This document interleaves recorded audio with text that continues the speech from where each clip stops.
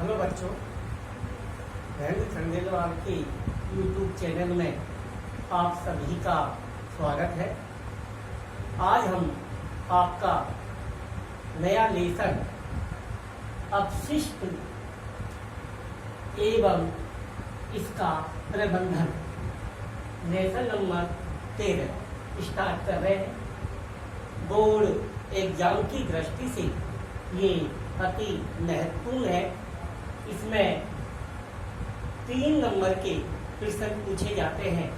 वो 3 नंबर का एक भी हो सकता है या 2 नंबर का एक और 1 नंबर का एक हो सकता है।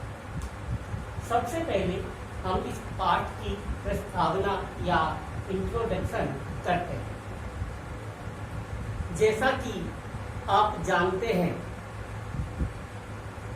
वर्तमान में विज्ञान की प्रगति के साथ साथ उतनी ही सुविधाएं हमारी बढ़ी, किंतु सुविधाएं बढ़ने के साथ साथ उतनी मात्रा में ही अपशिष्ट पदार्थों की भी बढ़ती है, जो पर्यावरण को और मानव स्वास्थ्य पर प्रतिकूल प्रभाव डालता है। तो मेरा कहने का अर्थ यह है कि जितनी विज्ञान की प्रगति होती है उतनी ही मात्रा में अपशिष्ट पदार्थ भी बढ़ते हैं, जो पर्यावरण को और मानव स्वास्थ्य पर हानिकारक प्रभाव डालते हैं। इस प्रस्तावना के बाद आता है अपशिष्ट। बात ये आती है कि अपशिष्ट क्या है। तो अपशिष्ट किसी भी प्रक्रिया के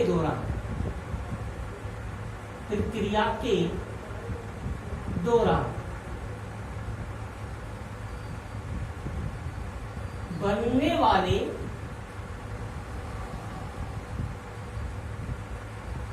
वे पदार्थ जिनको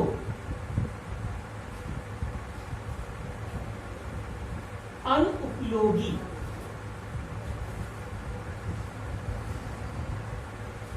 मानकर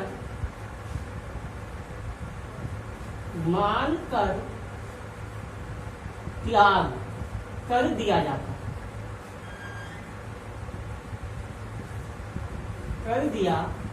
जाता है, वे पदार्थ क्या कहलाएंगे? अपशिष्ट।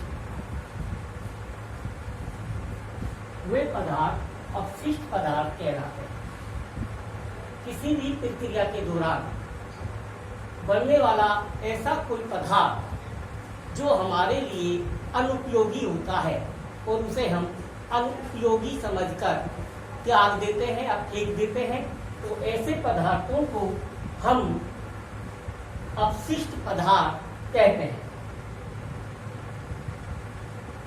औद्योगिकीकरण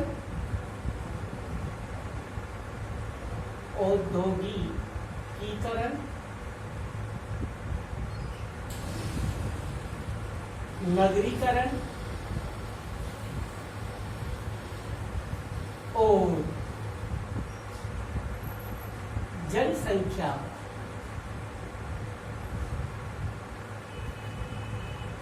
वृद्धि के कारण अपशिष्ट पदार्थों की मात्रा में बढ़ोतरी हुई। तो वो कौन कौन से कारण हैं जिसके कारण अपशिष्ट पदार्थों की मात्रा में बढ़ोतरी होती है? औद्योगिकीकरण, नगरीकरण और जनसंख्या वृद्धि के कारण अपशिष्ट पदार्थों की मात्रा में लगातार बढ़ोतरी होती रहती है। आगे चलते हैं। अब बात आती है अपशिष्टों के प्रकार।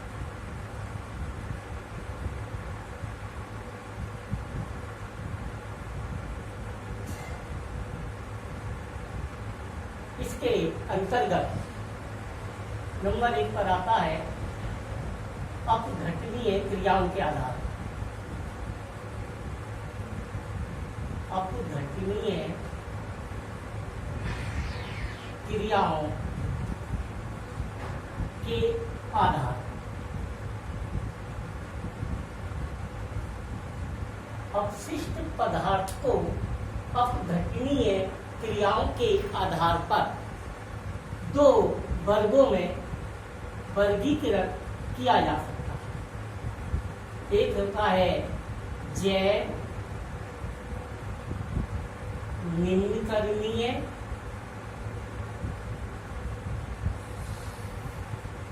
अपशिष्ट और दूसरा होता है अजैव निम्नकरणीय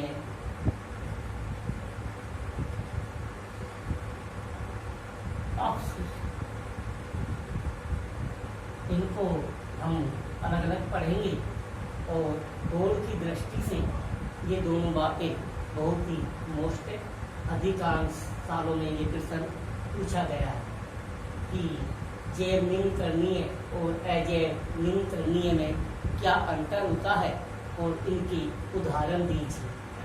इस पर एक प्रश्न साधारण सा बनता है कि क्या कारण है कि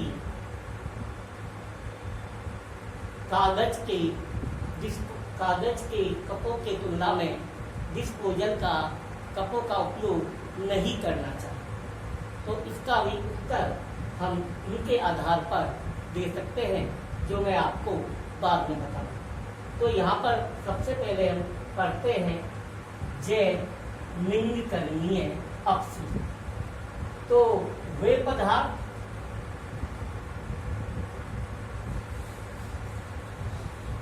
जिनका जैविक कारक जैसे कि सूक्ष्म जीवों द्वारा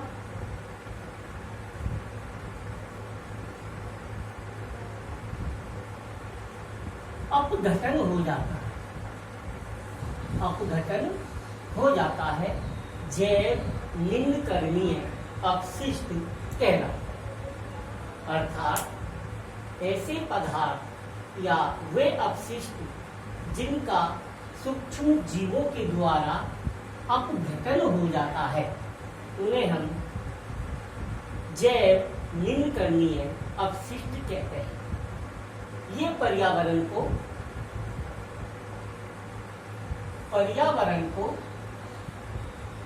लंबे समय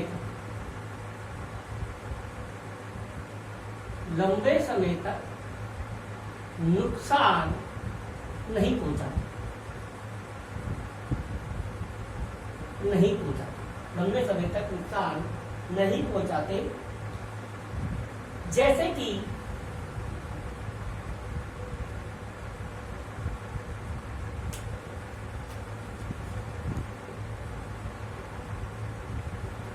घरेलू कचरा, कृषि उत्पाद, चिकित्सीय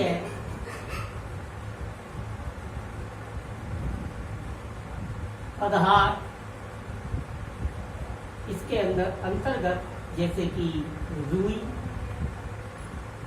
रक्त और मांस के टुकड़े, ये सभी जैव निम्नकरणीय अपशिष्ट के उदाहरण हैं, जिसके अंतर्गत आता है हमारे घरेलू कचरा, कृषि उत्पाद, चिकित्सीय पदार्थ। इसके अंतर्गत जैसे कि रुई है, रक्त है, मांस के टुकड़े हैं। इनका सभी का सूक्ष्म जीवों के द्वारा अपघटन हो जाता है। इसी कारण से इनको हम जैव निम्नकरणीय अपशिष्ट कहते हैं। तो मैं समझता हूँ कि आपको ये चीजें समझ में आ गई होंगी। इसके बाद अगला जो हमारा टॉपिक है वो है अजैव निम्नकरणीय अपशिष्ट। तो वे पदार्थ या वे अपशिष्ट जिनका जैविक कारक यानी कि सूक्ष्म जीवों के द्वारा अपघटन नहीं होता, अपघटन नहीं होता और पर्यावरण को लंबे समय तक नुकसान पहुंचाते हैं, ऐसे पदार्थों को हम अजैव निम्न करणीय अपशिष्ट कहते हैं। तो बात ये आती है समझ में, जिन पदार्थों का सूक्ष्म जीवों के द्वारा अपघटन हो जाता है वो जैव निम्न करणीय कहलाएंगे, और जिनका सूक्ष्म जीवों के द्वारा अपघटन नहीं होगा वे पदार्थ अजैव निम्न करणीय कहलाएंगे। अजैव निम्न करणीय है जैसे कि कांच,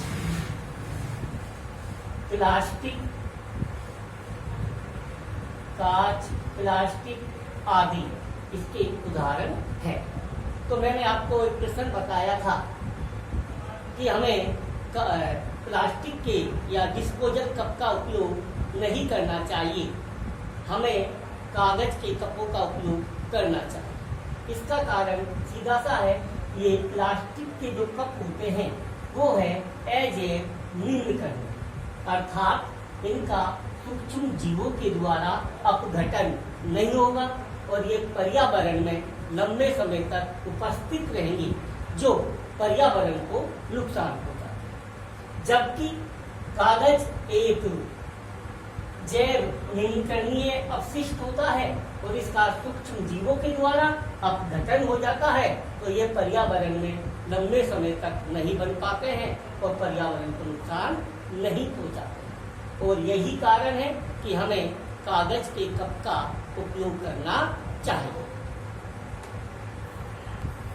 अब हम अपशिष्ट के स्रोत,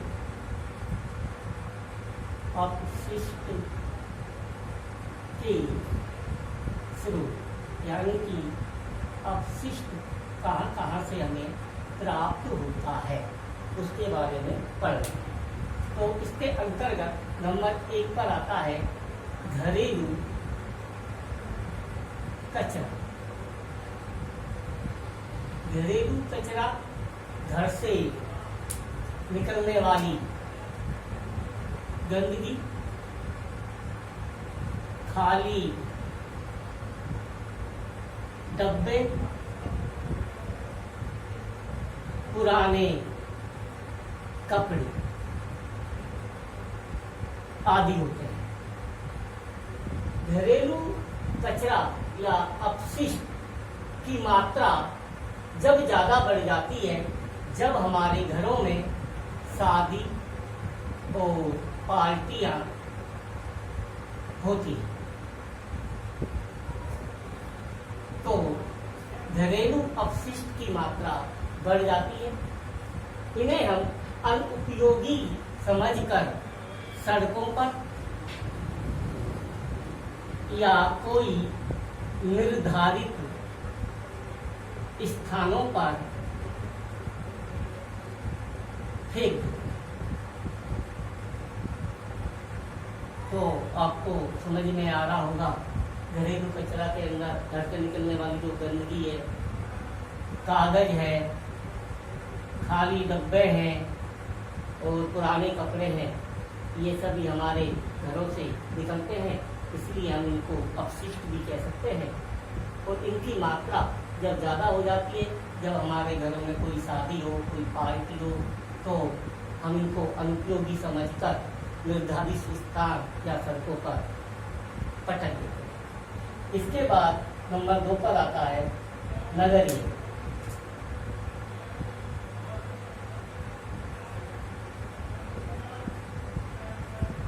नगरीय से तात्पर्य होता है नगर का कूड़ा कचरा एकत्र करना। इसके अंतर्गत घरेलू कचरे के अलावा मलमूत्र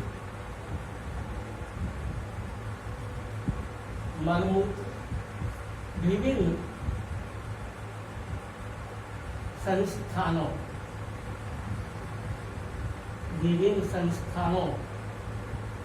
से निकला कचरा